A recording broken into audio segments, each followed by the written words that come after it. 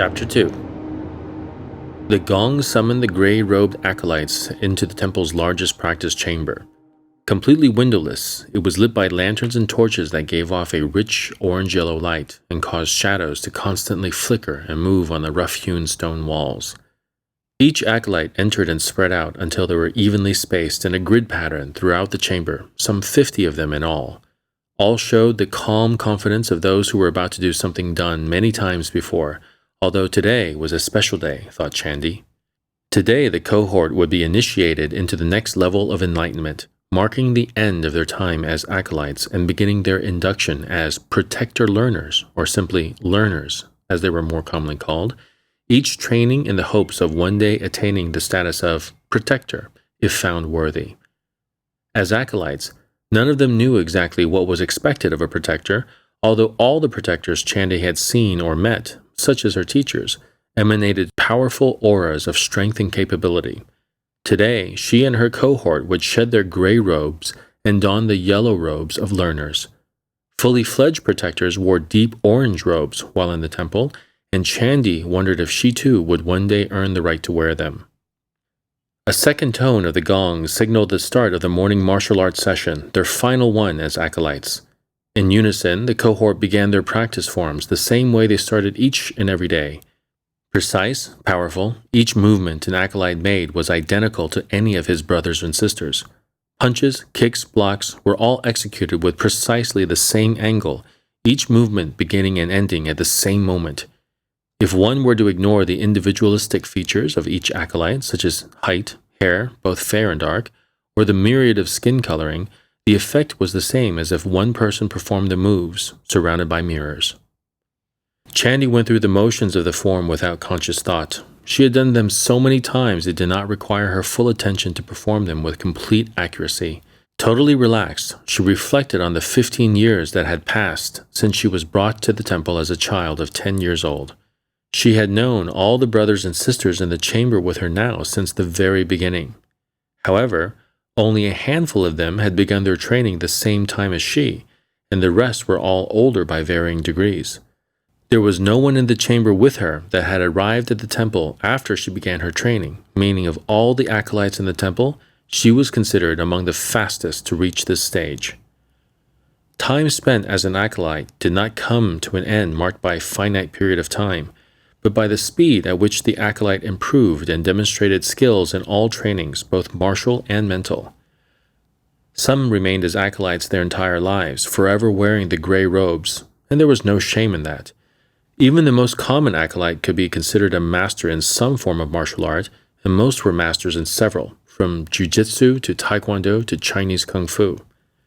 Chandy and the others in the chamber had been tested and selected 1 week ago as the acolytes who were deemed worthy to move on to the next level. As one, the cohort completed the final move of the practice form and stood in a rest stance, waiting to be addressed by the abbot, Padaranapong Gamansugosul, 145th abbot of the temple clan. The old abbot moved forward on the dais, where he had been standing with the entire complement of the temple's teachers, and with a grace and speed that belied his age, sat down on the floor in his gray robes, which were lined with both yellow and orange, representing he had come full circle, from acolyte to learner to protector and back to acolyte, an acolyte that served all of them and the cause which they all served. He gestured, and as one the cohort sat where they stood. Chandy remained expressionless, but looked with great fondness at the abbot. When she was brought to the temple, she had been an orphan, living on the streets, but a protector who for some reason considered her deserving plucked her away from that life and brought her here.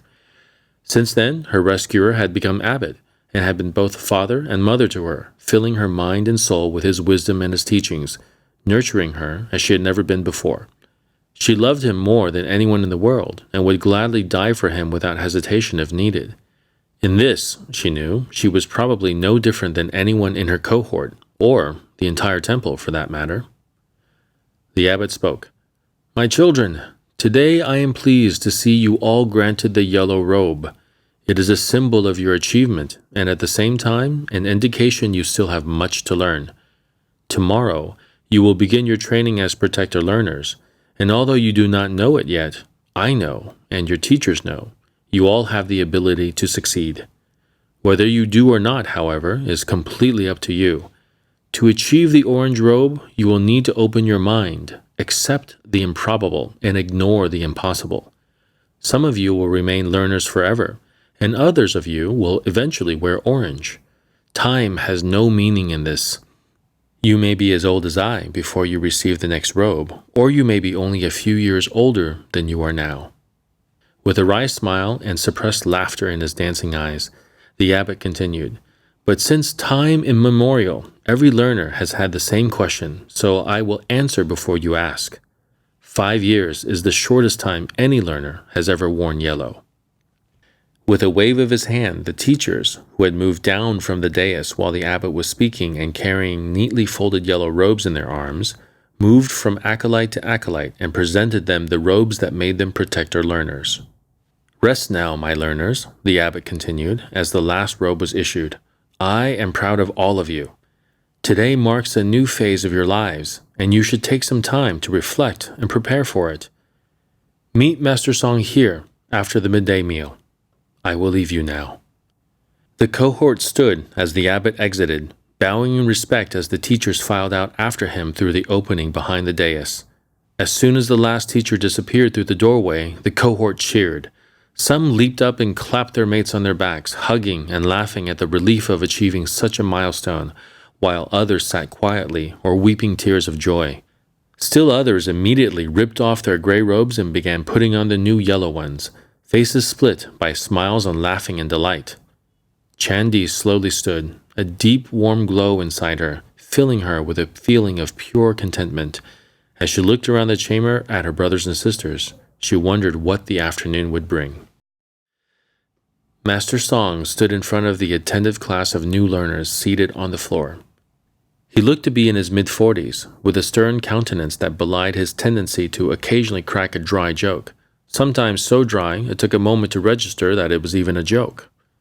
Chandi did not know him very well, as he was not previously one of her regular acolyte teachers, though sometimes he did take over a training session now and again if one of the normal teachers was ill or away on temple business. In his deep orange robes, Master Song projected a sense of supreme confidence, but at the same time one could tell the confidence was not without basis, as he also emanated a strong undercurrent of power. Chandi suspected Master Song would never have any trouble backing up anything he said. "Welcome, learners, to your first training session. Many of you are still, no doubt, wondering what you will learn and what it requires to become a protector. Rather than explaining first, I will simply demonstrate." Master Song glanced at the front row of learners, including Chandi. "All of you, select any weapon of your choice and surround me." Chandi and 5 of her fellows ran to the wall on one side of the chamber, where all types of sharp and blunt-edged weapons commonly used during martial arts training were kept. Chandi selected a bow staff, her favorite weapon, although like everyone else, she was an expert in several. Other learners chose nunchaku, eskrima sticks, a spear, and 2 swords. They quickly formed a ring around Master Song and waited. "Attack me, now!" All 6 learners struck with their weapons at Master Song, and all 6 stopped their weapons inches away from his body, for the master had made no move to protect himself at all. "Ah, you're afraid of hurting me, yes? Let me give you some encouragement then." Master Song struck at their weapons with his bare hands, moving so fast it appeared they were all pushed back at once. All 6 of the learners began trying to strike him in earnest. At first, the master looked like he was deflecting almost all of their blows, an open hand pushing away her bow, a forearm sliding along a sword strike, a foot pinning down a thrusted spear. Soon, it became apparent some of the blows were actually landing on Master Song, but strangely, he gradually blocked less and less, until he was standing completely still while all 6 learners landed blow after blow on all parts of his body, but seemingly unable to injure him or affect him in any way. Each time her bow struck Master Song, Chandi felt as if she were hitting a stone wall, immovable, unyielding. So hard were the blows she could feel her staff starting to splinter from the impacts. Her colleagues, she saw, were not having any better luck. All were starting to look a bit winded. Master Song, on the other hand, simply stood calmly, a peaceful expression on his face. Eventually, he signaled them to stop and gestured for them to sit back down. Master, how? Master Song raised his hand to quiet the learner's question. Observe. He signaled to someone, and the lights began to dim. As the darkness intensified, a faint glow surrounding all of Master Song's body became visible. It covered him from head to toe, with what seemed like to Chandy to be a uniform thickness around half a centimeter or so, and golden in color. With a start, Chandy realized the glow had been there the entire time, but just hadn't been visible with the lights on. What you see surrounding me, intoned Master Song, is what we call Li. In the form you see it now, less than a finger's width, none of the manual weapons on the wall can harm me. Li has been practiced by our temple for thousands of years. It is a manifestation of mind and soul. You cannot think it into existence, you must feel it. Those who earn the orange robes do so by mastering the ability to control it and to use it. This is what you will learn as protector learners.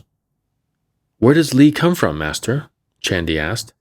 Ah, that is a simple question, Chandy. It comes from inside each one of us.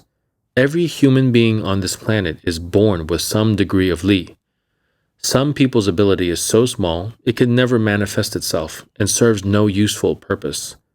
A few others, like all of you, were born with a high degree of Li, but would most likely never have learned to use it unless shown how. Still others, though very rare, can spontaneously manifest massive amounts of Li in moments of great stress for a very short time. But since they do not realize what they are doing or how they did it, it usually never happens again, no matter how hard the person tries. Think of the miraculous soldier who ran through heavy enemy fire without a scratch on him, or the skydiver who fell 5,000 feet and lived after his parachute failed to open. Not luck, but Li. Master, how are we to learn to use Li? One learner asked eagerly. All in good time, my son, replied Master Song, waving his hand up and down in a calm down gesture. We start tomorrow. Tonight, I want all of you to meditate deeply on what your life has been so far, what it was like before you came to the temple, and most importantly, a time when you felt the greatest fear, despair, or shame. You will need this for tomorrow's lesson. Master, who was the first person to learn how to use Li? Chandy asked. Again, all in good time, Chandy. You are all dismissed. And with that, Master Song turned on his heel and left the room. The learners quickly bowed as the master exited, left with only their own thoughts while trying to absorb what they had just witnessed.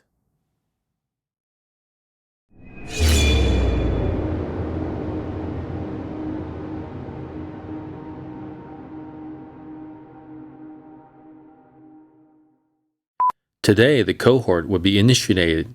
The old abbot moved forward on the dais. How do you pronounce that word? She had known all the brothers and sisters in the chamber with her now. The teachers who had moved down the dais. Dais? Okay.